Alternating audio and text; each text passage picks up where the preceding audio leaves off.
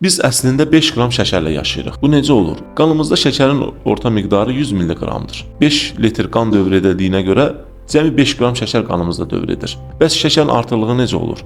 Şəkər qanda artıq olduqda glikogen halında depolanır, qaraciyərdə, əzəllərdə və s.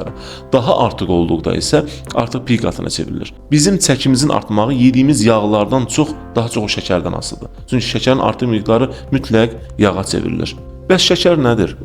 Şəkər hamımızın bildiyi qlikoza molekulu olan şəkər dediyimiz maddə karbohidratların ən xırda molekuludur. Və bütün karbohidratlar, yəni kartof, düyü, dənli bitkilər, un məmulatları, bütün karbohidratı bol olan qidalar, karbohidratlar bağırsaqlarda ən kiçik molekul olan glikozaya qədər parçalanır, yəni şəkərə parçalanır, sonra qana sorulur. Yəni bütün karbohidratlı qidalar, bütün karbohidratlar öz funksiyasını qanda şəkər olaraq həyata keçirir. Ona görə biz hansı karbohidratlı qidanı yesək, istəyir kartof olsun, dənli bitkilər, qarğıdalı, un məmulatları, hamısı qanda şəkərin miqdarını qaldıracaq. Çünki onların əsas hissəsi karbohidrat olduğuna görə onlar qana şəkər halında keçirlər.